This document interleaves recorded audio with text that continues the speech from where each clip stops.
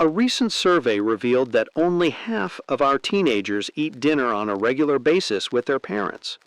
98% of female high school students who live with their birth parents go on to college. Teenagers who don't have dinner with their families are 4 times as likely to have premarital sex. Last year, my daughter said she could only find one other student in her homeroom who had dinner each night at the kitchen table with her family. They are both honor students. The other kids, my daughter explained, make something in the microwave and then head to their rooms to watch TV. They have no company, no questions, just Wheel of Fortune, and the grades to show for it. How sad that not all children's lives are touched by the miracle of childhood. There's something about a kitchen table. Notice how the traditions around this table are renewing to this woman and her family. They're physically renewing, but they are mentally, spiritually, and socially renewing as well. I know one family that builds spiritual renewal into their family dinner by having their mission statement on the wall near their dining table. They often will talk about some aspect of it as they discuss the challenges of the day. A good percentage of families build in spiritual renewal by having prayer before they eat. Many families also build mental renewal into the family dinner by using it as a time to share the learnings of the day. I know of one family that has 1-minute speeches during dinner. They give a family member a topic, anything from honesty to the funniest thing that happened that day, and the person speaks for 1 minute on it. This not only provides interesting conversation and keeps everyone entertained and often cracking up, but it also builds mental and verbal skills. Another family keeps a set of encyclopedias by the dinner table. When anyone asks a question, they look up the answer on the spot. They once had a visitor from Delaware who mentioned that his state was very small. How small is it? Someone wondered. So they went to the encyclopedia and discovered that Delaware is 2,000 square miles. Is that really small? Someone else asked. They looked up some other states. Alabama, they discovered, was about 52,000 square miles, 26 times as big as Delaware. Texas was over 131 times as big as Delaware. And of course, Delaware was a giant compared to Rhode Island, which was only 1,200 square miles. There is so much to know. Which state is the peach state? Does it produce the most peaches? How much can a bird eat in a day compared to its body weight? How big is a whale compared to an elephant? How big is a whale compared to an elephant? While it may not be very important for children to know just how big each state is, it is extremely important for them to love learning. And when they find that learning is exciting and that the adults in their life love to learn, they become enthusiastic learners. There are many things you can do to make dinner time a time of mental renewal. You can occasionally invite interesting guests to share your meal and conversation.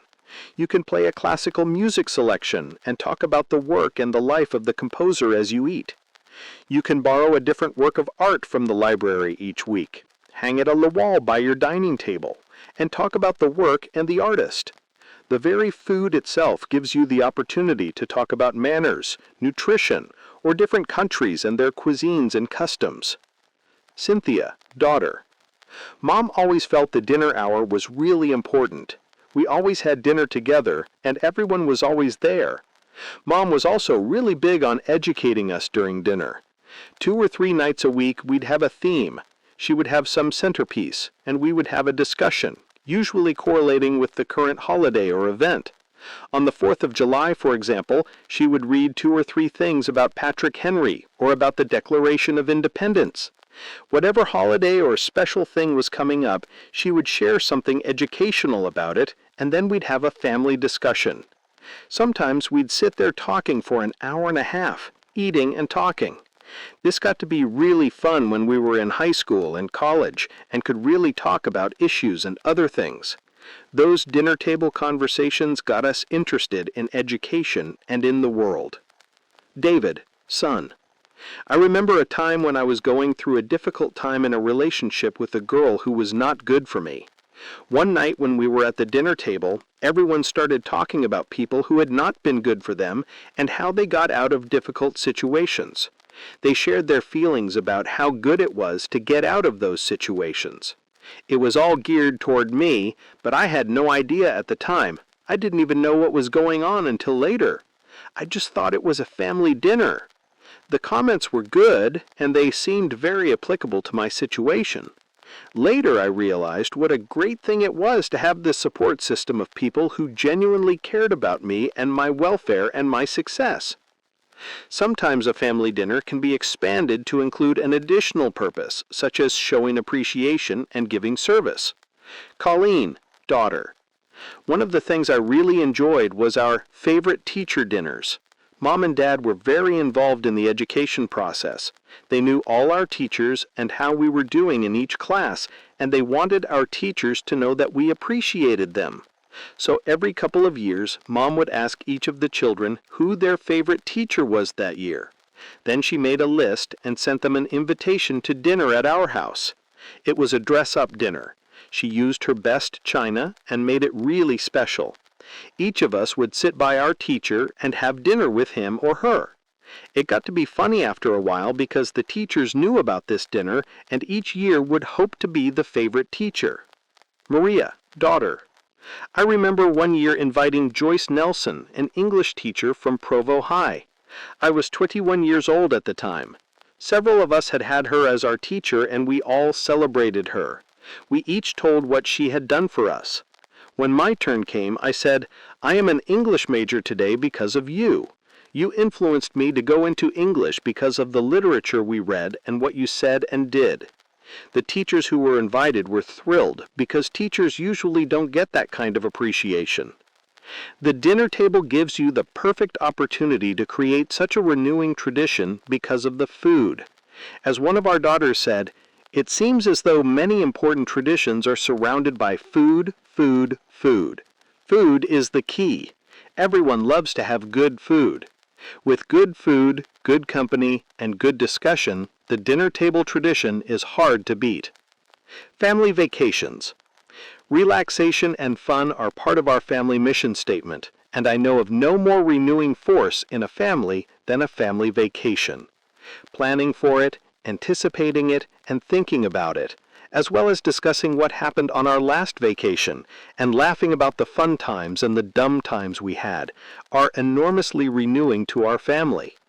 Every few years we plan a very special kind of vacation. Sandra. In building traditions, I have always felt that it's important to teach children patriotism. Most children learn the Pledge of Allegiance at an early age. They hold their hands over their hearts when the flag goes by. At parades, they hear the bands playing the anthems of the Navy, Air Force, and Army. They learn patriotic songs and perform in programs at school celebrating the 4th of July. I believe they need to know about the men who died in the wars and fought for the principles they believed in.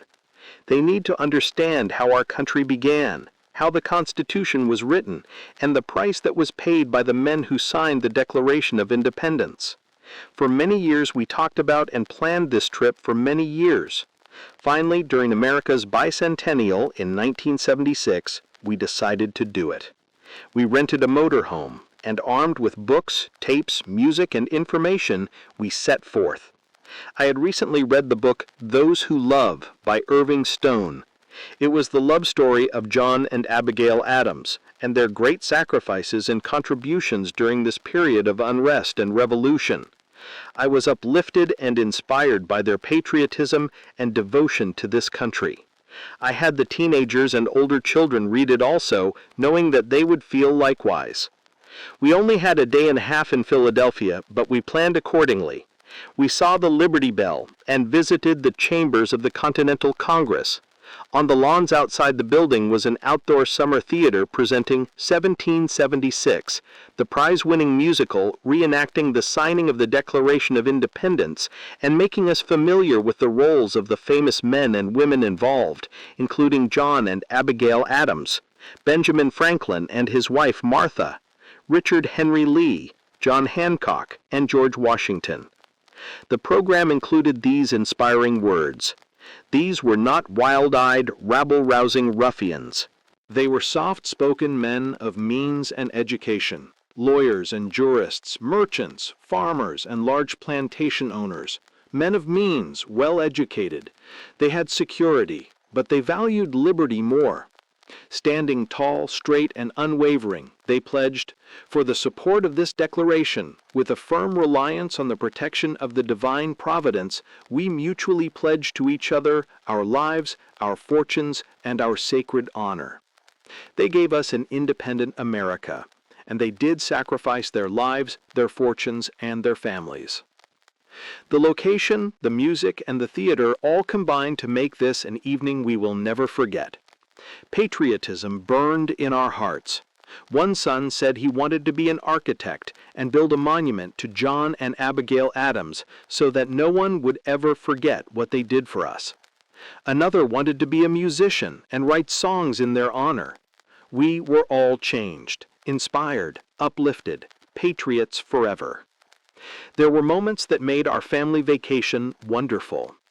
But I have to say that there were also other moments which were, well, less inspiring, to say the least. We had planned that every morning one of us would drive while the other sat at the table in the motorhome with the children, discussing what we would see that day and presenting lessons on important subjects associated with those sites. Our planning was extensive and our spirits high. We were truly psyched for a magnificent 4 to 5 week trip around the country. But in one sense, our trip turned out to be the most miserable time we'd ever spent together. Everything that could go wrong did go wrong. Things were constantly breaking down, and we were all mechanical klutzes and could fix nothing. We probably had only 1 or 2 of the discussions we'd planned. Instead, we spent most of our time repairing things that were broken or trying to get other people to fix them during holiday periods when no one wanted to get involved in repairs. It was July. The weather was hot and humid. The air conditioner and the generator that drove it were constantly breaking down. We were frequently lost, either searching for campgrounds or finding them filled. We often ended up in the back of a service station or in a church parking lot rather than in the trailer court or beautifully appointed campground we had envisioned.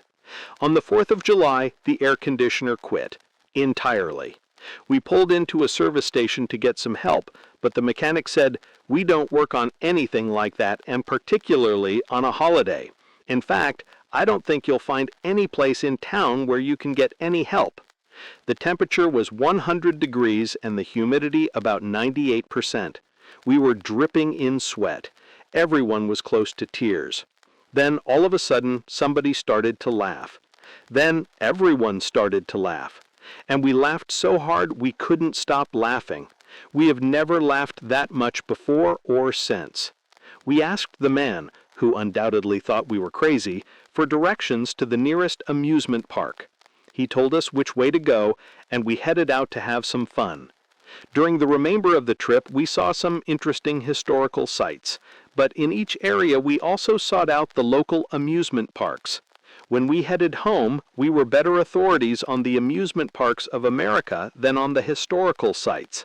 In fact, only one morning on the entire trip did we have the kind of family meeting we had dreamed we would have each day. But we had a glorious time, one we will never forget. We came back renewed, physically, socially, and at least somewhat mentally. Socially and at least somewhat mentally. It has always amazed Sandra and me that despite broken air conditioners, flat tires, mosquitoes, forgotten articles of clothing, arguments over who sat where and what we were going to do, hours late departures, and myriad other complications, those times together are what our family members remember and talk about. "Boy, didn't we have fun that year at Six Flags? Remember the time you thought we were lost? I can't stop laughing when I think about you falling in the creek that year. Do you remember the look on her face when you dropped that hamburger?" The added social dimension of family makes doing everything more exciting and more fun, because you have someone special to share it with. In fact, those family bonds are often even more important than the event itself. Jenny, daughter, I remember one time when Dad decided he would take me and my little brother camping. Our family has never been big on camping. In fact, we didn't know anything about it. But he was determined to make it a good experience. Absolutely everything went wrong. We burned our tinfoil dinners, and it poured rain throughout the night until our tent collapsed and our sleeping bags were soaked clear through. My dad woke us up around 2 a.m. and we gathered up our stuff and headed home. The next day we laughed, and we continue to laugh about that miserable experience. Despite the disasters, it created a sense of bonding. We went through it together, and we had a common experience we could look back on and talk about. I know one family who had planned for years to go to Disneyland. They had saved the money and scheduled the time to go. But 3 weeks before the departure date, a feeling of gloom seemed to settle in their home. Finally, at dinner one evening, the 17-year-old son blurted out, "Why do we have to go to Disneyland?" This question took the father by surprise. "What do you mean by that?" he replied. Then his eyes narrowed. "Have you and your friends planned something? It seems that nothing we plan in the family is as important to you as being with your friends." "It isn't that," the son replied, looking down at his plate. After a moment, his sister said softly, "I know what Jed means, and I don't want to go to Disneyland either." The father sat in stunned silence. Then his wife put her hand on his arm. "Your brother phoned today and told us his children are really sad that we're going to miss Kensley Creek this year to go to Disneyland. I think that is what's bothering the children." Then everyone started talking. "We want to see our cousins," they all cried. "That's more important than going to Disneyland." The father replied, "Hey, I want to see the family too. I'd really like to spend some time with my brothers and sisters, but I thought you all wanted to go to Disneyland. Since we go to Kensley Creek every year, I decided this time we'd do what you wanted to do." The 17-year-old replied, "So can we change our plans, Dad?" They did, and everyone was happy. This father later told me the story of Kensley Creek. "When my father and mother were young, we didn't have much money. We couldn't go on vacation to any place that cost a lot, so every year Mom and Dad would pack the wooden grub box with all kinds of food. We'd tie the old canvas tent to the top of the 1947 Ford. All the children would pile in like sardines in a can, and off we would go to the mountains and to Kenley Creek. We did that every year. After my older brother got married, his wife was sort of a fancy rich girl who had been all over the country on vacations. We didn't think they would go with us to Kenley Creek, but they did, and she had the time of her life. One by one, we all got married, and every summer at a certain time, we would all drive up to Kenley Creek. The year after Dad died, we wondered if we should go. Mom said that Dad would want us to go, and he'd be there with us, so we all went. The years passed, and each of us had children. Still, we all gathered each year at Kenley Creek. Each night under the moonlight of the Kenley Creek sky, my brother would play polkas on his accordion, and all the kids would dance with their cousins. After Mom died, it seemed as if she and Dad came back and sat by the campfire with all of us every year at Kenley Creek in the quiet of the mountain evenings. With the eyes of our hearts, we could see them smile as they watched the grandkids dance and eat the watermelon that had been cooled in the cold waters of the stream. Our time at Kenley Creek always renewed us as a family. We loved one another more and more as the years went by. Any family vacation can be a great renewing experience, but many families, including our own, have found an added dimension of renewal in going back to the same place year after year. In our family, the place is a cabin at Hebgen Lake in Montana, about 20 miles outside West Yellowstone. Spending part of the summer there is a tradition started by my grandfather some 45 years ago. He had a heart attack, and in order to recuperate, he went to Snake River and then to Hebgen Lake. That area was the best medicine for him. He started with a cabin on the river, and then he put a trailer and later a cabin by the lake. Every summer after that, he went there, and he always invited his family to go with him. There are several cabins up there now, and at least 500 descendants go there regularly. The word Hebgen has become something of an intergenerational family mission statement. It means family love, unity, service, and joy to each of us in the family. At Hebgen, the children and grandchildren learn to run on the scalding sand, catch frogs under the dock, build sandcastles on the shores of the lake, swim in the ice-cold glacier waters, catch rainbow trout, spot moose drinking at the shore of the meadow, play volleyball on the beach, and follow bear tracks. It's been the scene for many late-night bonfires, singing around the fire, summer romances, the Playmill Theater, shopping in West Yellowstone, and enjoying the beautiful green forests and starry nights. Up until 10 years ago, there was no telephone or television there. I'm even wondering now whether we ought to go back to those good old days. Stephen, son. When I was younger, we used to spend 3 weeks every summer at Hebgen. It was so enjoyable, I used to wish I could be there all summer. I especially remember the opportunities it gave me to spend time with one or both of my parents or one of my brothers or sisters. We'd do anything from fishing to riding motorcycles, from water skiing to canoeing. It was just natural to pair up and do things together, and everybody loved it. You'd miss anything but Hebgen. Sean, son. I remember going to Hebgen one year when I was in college. The football season was starting in just a couple of weeks. There was a lot of pressure coming. So one morning I went up to a place our family named Prayer Rock. It's a big rock on the hill that overlooks the entire lake. The sun was just coming up and there was a cool breeze. The lake was beautiful. I spent several hours up there just gathering myself, bracing myself for the season coming up. I felt that this was kind of my last moment of peace before the onslaught of war. Many times during the season, when it was wild and hectic and there was so much pressure, I would visualize that scene of being on top of the mountain, being calm and peaceful. It steadied me. It was, in a sense, kind of like returning home.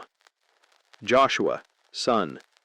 Since I'm the youngest at home, Mom always uses me to help carry out her family's schemes, projects, and traditions. Among other things, I get drafted to help out with the traditional pirate treasure hunt that takes place at our family vacation every summer in Hebgen Lake.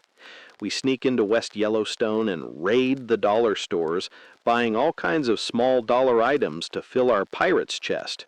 We get balls, splinkies, magic ink, bear bells, Indian canoes, plastic handcuffs, rabbit foot chains, rubber knives, bow and arrow sets, coin purses, yo-yos, slingshots, Indian bead jewelry, something for everyone. Then the chest is loaded, wrapped in huge black garbage bags, and piled into the boat, along with shovels, a pirate flag, and handwritten clues burned at the edges to look old and authentic. Another one of my jobs. After beaching the boat on what we call Goat Island, we search for a place on the beach to bury the treasure. We cover the hiding place with clean sand and throw brush on it so that it looks untouched. Finally, we run all over the island, leaving clues in trees and shrubs and under rocks. Then we scatter coins, pennies, nickels, dimes, and even silver dollars for the little kids to find. Half dead, we return to the mobs of kids at the beach waving an old battered pirate flag with its black skull and bones logo and hysterically screaming, that's Mom's job, that we scared off some pirates who left their buried treasure behind. Everyone, kids, grown-ups, and dogs, piles into boats, canoes, dinghies, inner tubes, and ski-doos and invades the island. We scramble and run from clue to clue until the treasure is discovered, the loot is distributed, and the tradition is complete. These kinds of traditional vacations seem to give an added sense of stability and connection, and it's great if you can return to one place year after year. But again, it isn't so much where you go as that you're together and doing things that create strong family ties. The tradition of family vacations builds renewing memories that, as someone put it, bloom forever in the garden of the heart. Birthdays. One year when our son Stephen had started a new job, his wife Jerry gave him a very unusual birthday gift.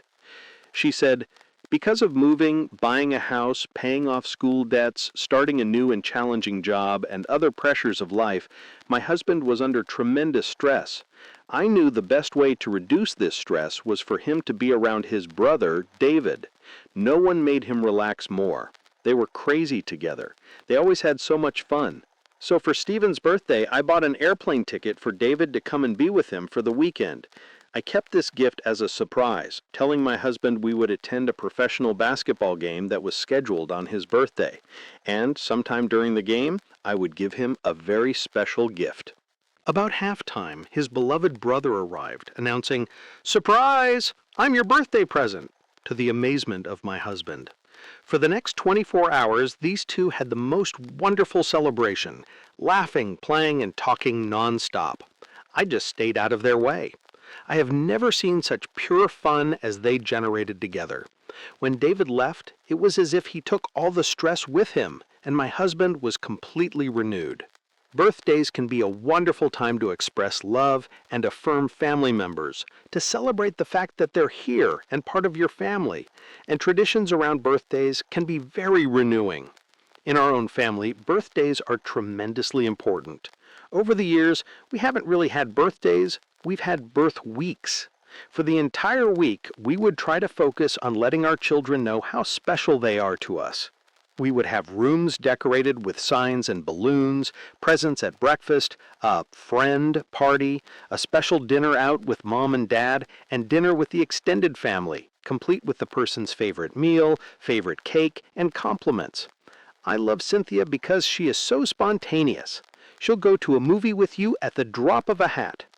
Maria is so well read that whenever you need a quote, you just have to call her up and ask her, and she'll come up with 4 or 5 excellent things to choose from.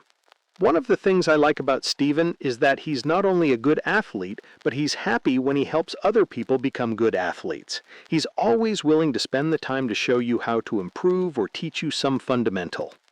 Colleen, daughter. To tell you the truth, that was one bummer about getting married. I woke up on my first birthday after I was married, and there were no balloons. The house wasn't even decorated. There were no birthday posters. I told my husband I missed my mom's decorations, so the next year and every year since, he's gone all out to make my birthday nice. I've even known of extended family members who have gone out of their way to make sure that birthdays are recognized and celebrated. 2 single sisters shared this experience. Our nieces and nephews, 3, 5, 11, and 14, all love our birthday traditions. On the Saturday morning of their birthday week, we pick them up to go shopping. No parents, no siblings, just the birthday child and us. They receive the same amount of money to spend and get to choose where to shop. They can take as short or as long an amount of time as they like. Then we go out to lunch to a grown-up restaurant, not McDonald's or fast food, but a real restaurant. They order whatever they want, and they even get a dessert. We've often been surprised at the careful way they make their decisions concerning what to buy and what to order.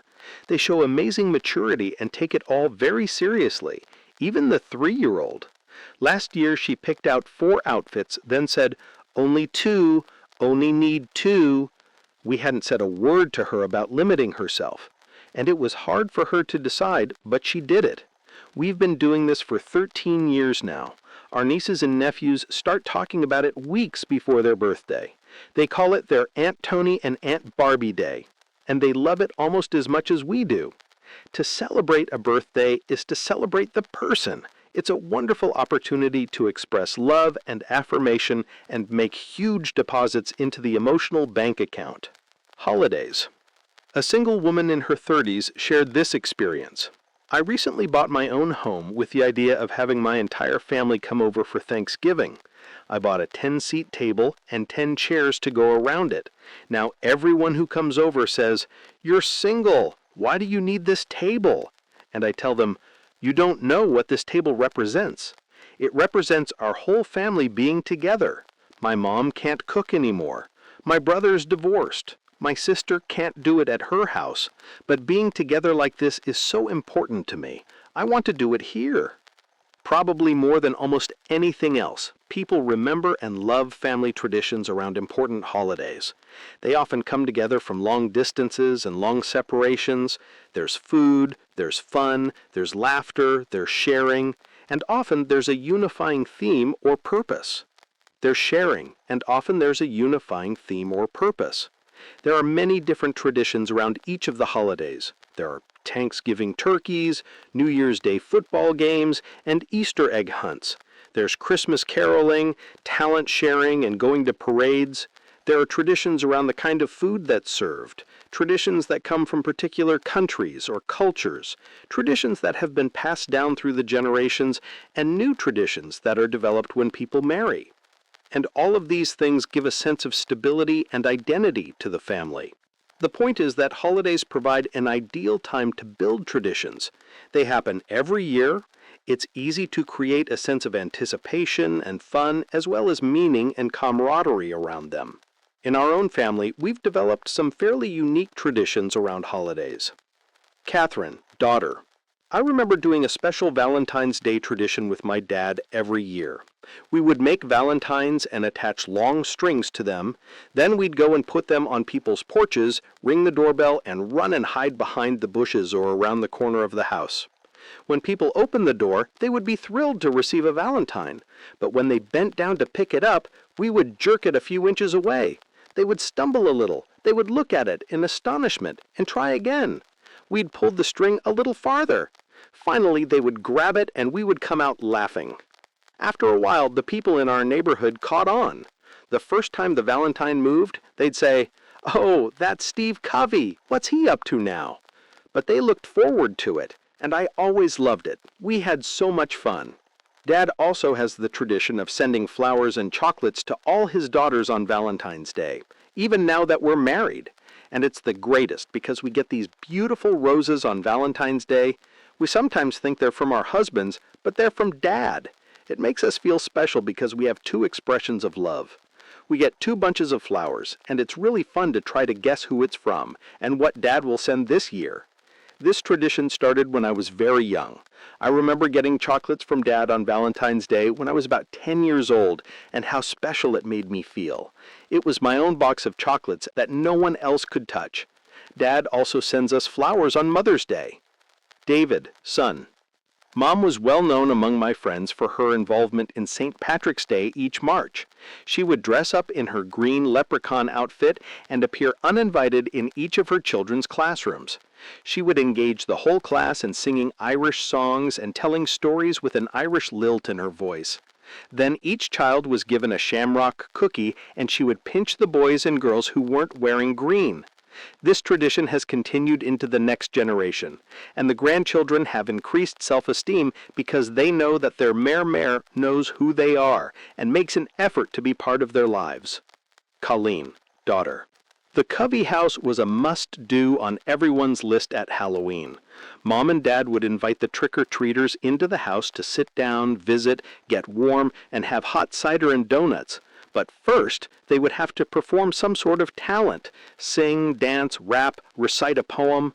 Even college students at the local university heard about it and came for a warm drink. On particular year, a bunch of junior high school boys whom my mom described as hoodlums came trick-or-treating. They almost died when they learned they would have to perform a talent. Wanting the cider and donuts, though, they forced themselves to do something. The next year, the same group of hoodlums came, this time prepared and excited about performing a song they had memorized and rehearsed in advance, with hand gestures included. In the fall of 1996, after living in our home for 30 years, we moved to a new house. Our new neighbors all told us we would only get about 30 trick-or-treaters because we were too far off the beaten track.